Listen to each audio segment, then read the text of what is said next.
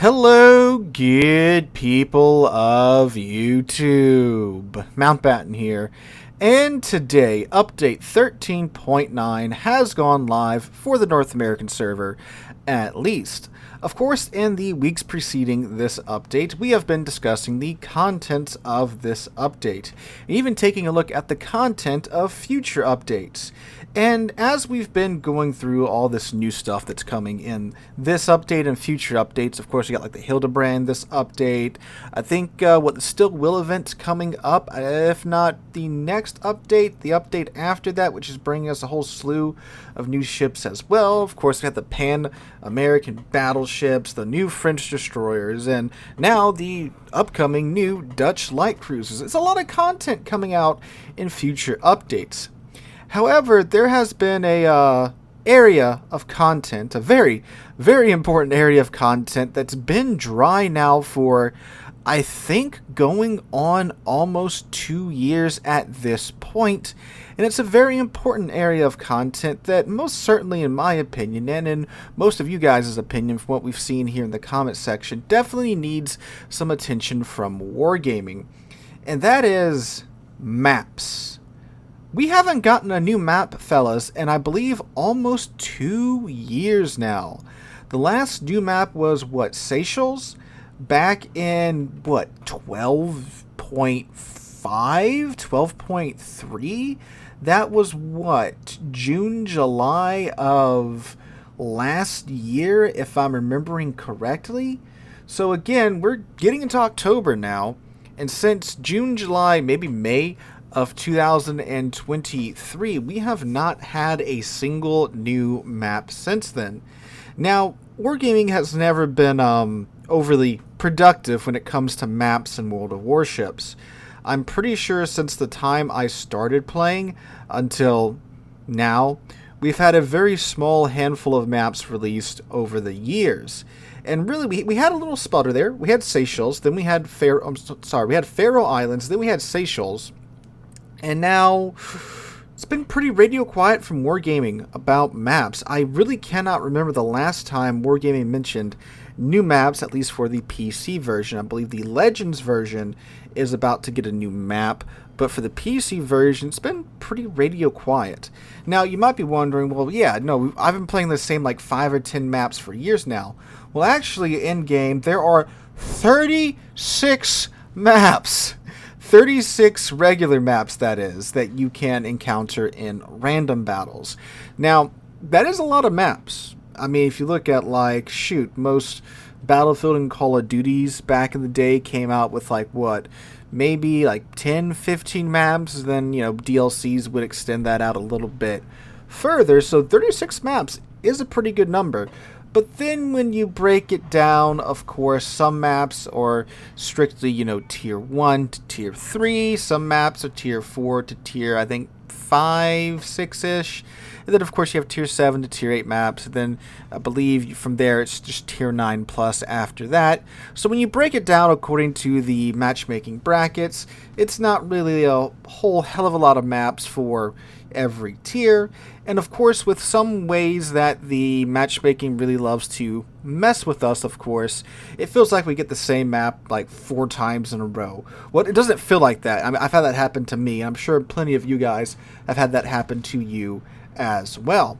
So why aren't they pumping out some new maps, and what's taking them so long to get to it? Well, there's a couple of things at play here. If you take a look at some of the previous patches, you'll notice that a big priority for the devs seems to be going in and updating a lot of the older maps. If you look at, again, some previous patches, they've been upscaling the texture, updating the foliage, and some of the models on the maps, because a lot of these maps are, at this point, quite literally getting darn near 10 years old. That's pretty old. And again, if you look at previous patch notes too, they've been updating older ship models and such because, again, a lot of these models are approaching 10 years old. So naturally, of course, with a lot of the new lighting and the new effects that the engine is now capable of with the updates it's gotten over the years, yeah, a fair amount of time has been spent updating a lot of these maps. And I believe they're still working on some in the background because I don't think every map has gotten a facelift just yet. So while I imagine the team behind the maps aren't really in an overly large department, shall we say, that seems to be where a good amount of their focus has been for the time being. Although, again, they did find the time to crank out Seychelles and the Faroe Islands. Also, do remember that they did have to go in and basically make, 20-something new maps anyway when submarines were added in, because maps up until submarines were, well, pretty 2D when it came to the water, right? You had the water, you had a little bit of terrain underneath the water around the islands that your ship could get stuck on, and that was it. But again, after subs, they had to go in and make all these maps for the submarines under the water, so they were doing that for quite some time when submarines were in testing. However, of course, submarines are no longer in testing. They are out in full now, so you would think, yeah, we should be seeing some new maps make their way into the game client. And that's the argument I made for quite some time as well. You know, they had to go make all these maps for the submarines. That's what they've been doing for the past, subs were in testing for like a year and a half at some point. So it's like, okay, yeah, for that time, they were having to make the maps for the subs. But what's going on now? Well, maybe the facelifting has taken up a lot of the time. I mean, 4K textures and new effects and new models, of course, take time to make. And unlike premium ships and ships in general, it's pretty hard to monetize maps. Like, yeah, you can have a bunch of guys cranking out new tech lines and new premium ships because, even tech line ships make the game money. I mean, look at the early access event for the Pan American battleships. How many Libertads and Los Andes have you seen sailing around the seas? They ain't out yet, and if someone's got a Libertad, they dumped probably around $200 to get it. So those ways they can make money and justify the the manpower they have working on them. Maps, of course, much harder / impossible to do because when a map is released, it's just dumped into the pool of other maps, and well, that's kind of it, fellas. So yeah, I can see why their priority isn't really on making new maps, but in my opinion, it really should be, because many of us have been playing on these maps for, again, going on 10 years now. I didn't exactly jump on the World Warships train when she was first released back in 2015. I came along 2017, 2018-ish. I think late 2017 is more accurate. And or even 2016. I don't know. A couple years after the game came out. Anyway, but I feel like I've been playing on the same set of maps for so friggin' long to where it's getting just kind of stale, right? It's like, okay, I spawned on mountain range on this side of the map. I know what I'm going to do. The enemy team knows what we're going to do, right? Because it's what you do on this side of the map on mountain range. Or you get, again, Okinawa, Shatter, Warrior's Path, Sea of Fortune. You know what you're doing on these maps. Two brothers, you know what you legally have to do, right? So yeah, it really is time for some new maps wargaming. And Seychelles wasn't the biggest hit with the community. I appreciate a new map in the rotation, but apparently it wasn't that big of a hit. It is a very open map on either side, right? It's a pretty fun low tier map in my experience, but when you get it with the higher tier ships, it's just kind of like, right? But anyway, yeah, it really is time for some new maps. And what's kind of doubly interesting is that Lesta has already gotten 2 new maps in the time since the split between Wargaming and Lesta Studios. If you guys don't know, Lesta's version of the game, Mir Korabli, however you say the game's name in Russian, they've been doing their own thing for quite some time.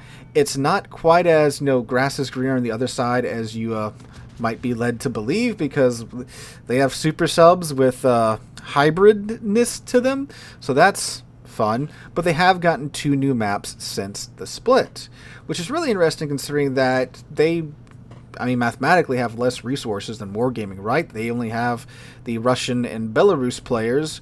Now, of course, they are managing, their version of World of Warplanes and World of Tanks, but it's like, I mean, the rest of the world has more players than, just 2 countries. So it's really interesting that they've gotten 2 new maps in the time that we've gotten none. Granted, of course, we are getting the big CV rework here. That's probably what most of the devs are working on right now, and I'm not privy to how wargaming operates. I'd like to think there's map people, then there's gameplay people, then there's modeling people, right, working at wargaming. It might just be that there's a team of devs and they kind of just, share the load for whatever project it is that they're working on right now. And it might be that, you got guys that are pumping out these new tech line, new premium ships as fast as they can, and then you've got, everyone else working on the CV rework. It might be that. But either way, wargaming, it really is high time that we at least get, some news about what's happening with a new map in the game. And I'm not saying wargaming is to sit here and crank out a map a quarter, right? That's a little bit too much, because maps, you got to take your time with them. Because a poorly designed map is just completely unfun to play on, and something that makes the game, absolutely even less bearable than it can be at some times. So it is something they definitely do, of course, need to take their time with and design as best as they can. So I'm not saying we should be getting a new map with every update, but at least, 1 or 2 a year would be pretty nice. And I'm pretty sure a large portion of the community would be perfectly fine with getting a new map a year rather than no maps, right? So it's a way to keep the game fresh for everybody involved, and if you're an older player, a brand new map to play on with new routes to explore, new flanks to get involved with, and just something that breaks the normalcy from a lot of the older maps would be pretty cool. But I don't know what's going on, as I'm sure most of you do not as well, but if Wargaming, if you're listening, some new maps would be quite lovely. Or at least let us know if you got something cooking on the back burner or something like that. But anyway, guys, that is my 2 cents for today's video. Tomorrow we'll be looking at some of the new ships that came out with Update 13.9, so keep your eyes and ears peeled for that. Hope you guys have a wonderful Wednesday and a wonderful rest of your week. Hope to catch you guys in the next one.